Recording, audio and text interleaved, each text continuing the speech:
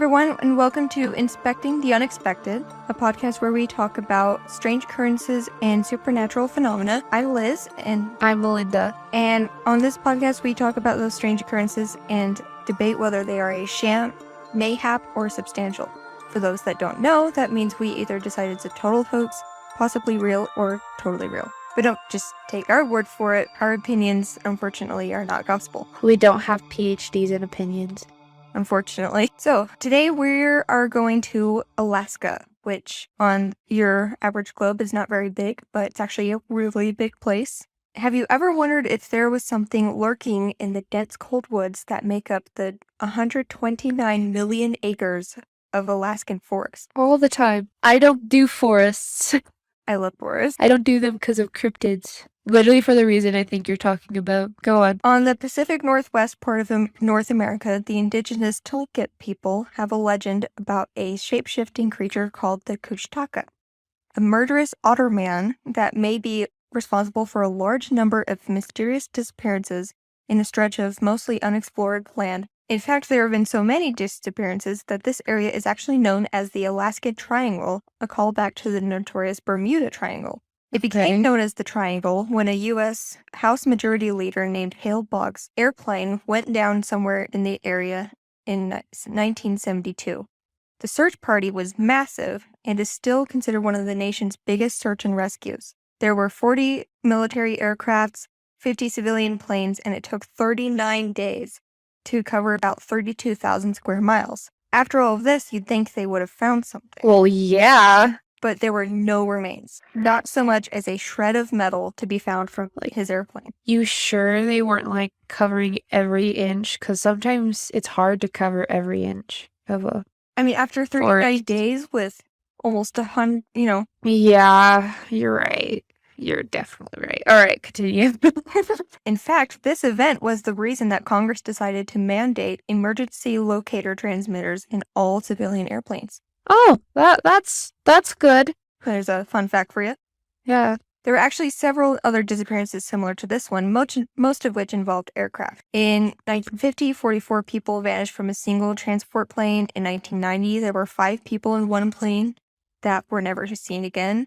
In fact, since 1988, more than 16,000 people have completely vanished without a trace in the Alaskan Triangle. And is it always planes or? For the most part, but actually, you would think that it's such a big place. Old aircraft can't really make that long journey, especially with how mountainous it is. Yeah. But most disappearances actually involve tourists and even residents. Okay. So that's not scary at all. Right. Thousands of people have gone into these woods and never come out for as long as humans have been in the area. That's scary. Yeah. That's actually literally terrifying. It certainly earned its triangle name. Yeah. There's one theory about what keeps drawing people to the triangle.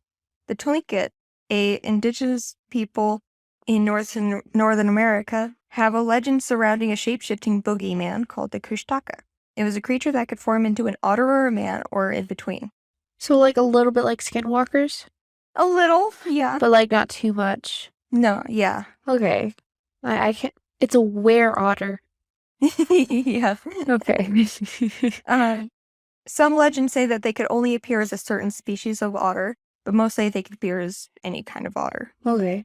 They originate from the coast, but they could be found in rivers in the forest as well.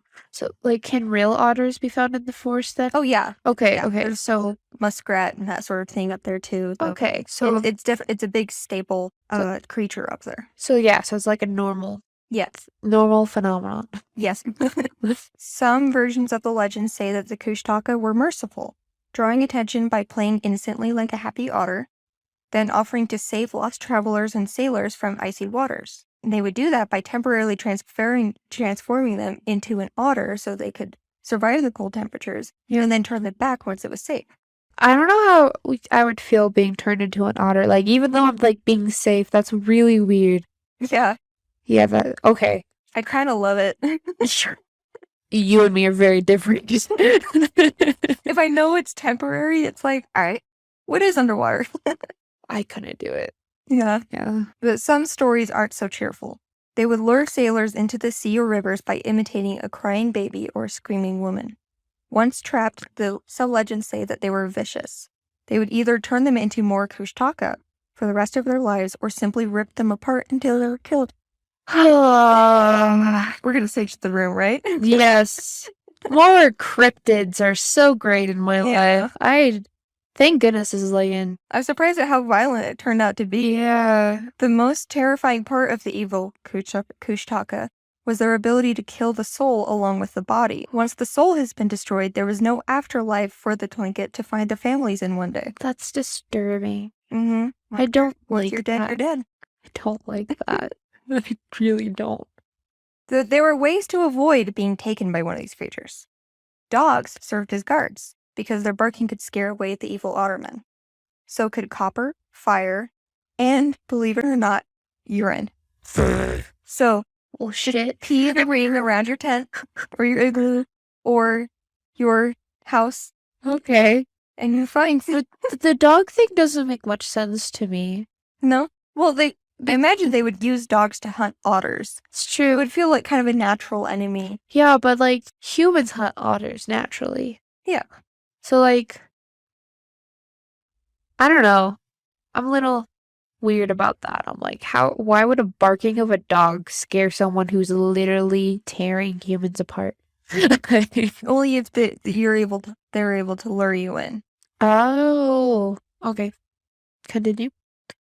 Sorry, Kushtaka is mostly fabled to go after small children, so it's been theorized that the stories were actually made up by mothers to keep their children from wandering too close to the oceans or too deep into the forest. Yeah, that makes sense. Yeah, it does. If I was a mother back all the way then, I'd probably do that. But with how vast these forests are and how many hundreds and hundreds of people that have gone in and never been seen again, who are we to say there isn't something lurking in there that can remove all evidence of a human being having ever been there before? Maybe there's a suspicious amount of otters out there that no one has ever questioned before. Most people actually don't question how many animals are out there. Yeah. It's like whatever.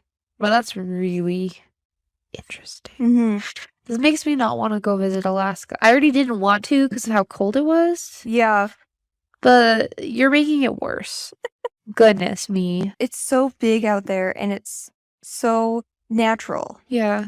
You know, only a small percentage of it is even occupied by people. Yeah. And that's appealing to me because I don't like people. I don't like people either, but I don't deal with cryptids. Yeah. They're not my jam. We're definitely saging the room. Sorry. No, it's okay. That's why we have the sage. Well, that's really interesting. Like in other ones, it's like going into the forest is be aware of like skinwalkers, Bigfoots, and all this other stuff. Like when you go to basic like forest, but like having a litter Bermuda Triangle. Yeah. Is there like any other theories of what it could be for the Bermuda, like Alaska? Not that I saw it. There are some other areas of Alaska that have their version of the Kushtaka. Okay. But I didn't totally research those because I'm lazy. But okay. Let's see. The Natina of the Denaina. Another one is hairy men, a mythical race of creatures. This is straight off Wikipedia, by the way. That live in the woodland areas of southwestern Alaska. Bigfoot. Yeah. 10 feet tall, long, shaggy fur. Bigfoot. Luminescent eyes. Bigfoot. Bigfoot. Does he have big feet like too? Bigfoot. How big is his feet? Let's measure it. Ooh, apparently they are transformed children who became lost in the woods at night. That's so creepy. Again, it said that the tale was started to keep children indoors at night. Gosh. I mean, when you don't have like kids' backpacks with leashes on them, what else can you do to keep them home? Right? Especially back then, you don't have like a GPS to put in their right. back You don't pocket. have neighborhoods or yeah, and like that's so scary though. If that is real, you're making my fears of going into a forest stronger. That's just so interesting. Like, just having a like it's like, is it a triangle? Yeah, actually, that's weird.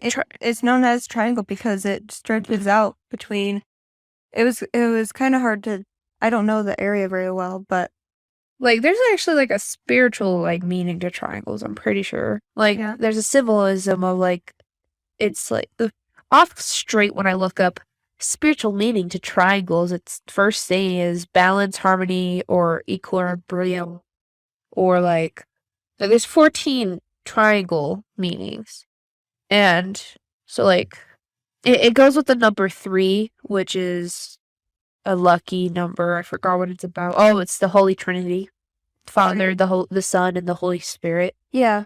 And then I think the eye of providence, the all-seeing eye, the third eye. Like it's just so interesting that it's always a triangle. Yeah. But it's like this weird stuff. So like is there spiritual crap going on? I feel like there is. Yeah. Such a big wild place that's virtually untouched. Yeah. Why not? Right? That's like same with the Bermuda Triangle. It's like all ocean. Right. So that'd be really interesting. I feel like there's a lot of places out there that aren't affected by human effect, not just Yeah. physical effect, but just our presence. Yeah. And so the more natural forces roam free. Yeah. I feel like it's also like, what if it's like a realm?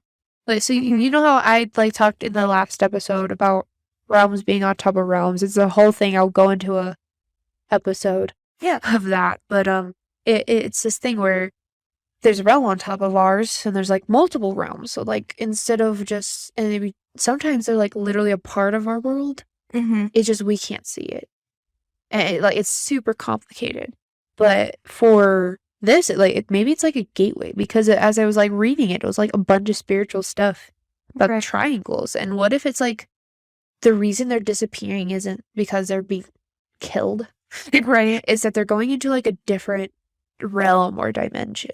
Yeah. Like what if they accidentally cross into and like there's Just these become part of it. yeah, and like they're the weird people that are just like I don't know what's going on, like kind of because there's like this one guy that in Japan that had a passport that was valid, but it came from a country that was in the middle of I think France and Spain, Mm-hmm. and it didn't exist, but it was like a valid passport. Yeah. And it had like so many stamps going from like Japan to there because he was a businessman and he was like, I swear, I come here all the time and stuff. Yeah. And so as they were trying to work it out, they put him in a hotel room and then he disappeared. Ooh. Like Interesting. and the like building was like the like sixth window or like sixth floor. Yeah. That's really high up, and there was no dead body at the bottom, and there was guards in front of his door because he wasn't allowed to go out. Right. So like it begs the question: is there like these like for me personally, as you're saying that, I'm hoping it's more of a turning into going to a different dimension and Right. these triangle Bermuda things than a literal cryptid that's gonna kill us. Right. Then the real mystery here is the triangle itself. Not Yeah. just the Kushtaka. That's something that I kind of put in there as to introduce the idea that maybe there's actually something out there that isn't just Yeah. I don't know. It's so interesting, honestly. And yeah, like Christiana is like that's literal like a otter werewolf. And it's scary. Like you look at otters, you think cute, Right. not gonna murder you. Which it's interesting. It kind of depends on which area you kind of go to because some of the I think they call themselves tribes, but I'm not sure. Yeah. Have a version of it where they are kind and they help save people who would freeze to death. Yeah. And the others where they're actually violent. And so it goes back and forth. That's really interesting though. That whole Alaska Triangle, I only thought there was one out there. Mm-hmm. Then it begs the question, as I was saying, like different dimensions. Are there so many different triangles, like Bermuda triangles that we don't know about? Yeah. And they could be small, they could be big. Like that happened to that guy that went through. Are you looking it up? Maybe. No, I'm curious, but it's okay. It's fine. Yeah, that's really cool. Thanks. So your opinions, like, what do you think about this Alaska? I think that when you have that many disappearances and that many questions and after all of that effort to figure it out and he still can't find anything. I feel like there's definitely something at play, Yeah. but as for, is it definitely the Kushtaka? Nah. Yeah. It definitely sounds like a tall tale to scare kids. Yeah. I feel like it could be real because I do believe in cryptids, Right. but I'm even more on the side of it just being like I personally am like, it sounds like it could be like a realm thing because, like, as you're saying that there wasn't any trace. Right. So, No broken airplane or anything. I mean, like, when an airplane goes down in a forest, a lot of trees get taken out. yeah. From what I could see, there was no evidence of that either. Yeah. So, I'm more on like mayhaps to like a little substantial, but more mayhap on this one. Like, I'm definitely on sham with the whatever that thing's like, sham to mayhap. Yeah. Like, what's it called again? Kushtaka? Yeah, Kushtaka. I hope I'm pronouncing that right. Google goes back and forth on Pronunciation. what it's called. Yeah. Oh, and the name of that city was Utqiagvik. I hope you pronounced that right. I suck. We'll get better at this. Right. But yeah, that's really interesting. Thanks for talking about it. What do you think? Like, do you think it like sham, mayhap, substantial? Mayhap substantial. Yeah. Not directly on the condition of the Kushtaka, just the triangle itself. Yeah. Because that really is the real mystery of it. Yeah, that's so cool though. Like, cool and creepy. Yeah. Not going to Alaska. I hope I do someday. I want to go fishing there. My dad. Don't go to the Bermuda, not the Bermuda, Alaska Triangle. Promise. Okay, no problem. We'll shake on it. Okay. We're shaking right now. All right, cool. So what do you guys think? Do you think it's a mayhap, sham, or substantial? Yeah, and if you happen to know more details about it, also tell Liz if she was really badly pronouncing that crap. Like, I know I was. I know I was. Okay, so if you want to know, we have an Instagram and TikTok at Stay Substantial, and then we also have YouTube, yes, at Inspecting the Unexpected, and you can find us on Spotify, Apple Podcast, and anywhere else we can really find to put. Yeah, we're still branching out, so yeah, okay, and stay substantial.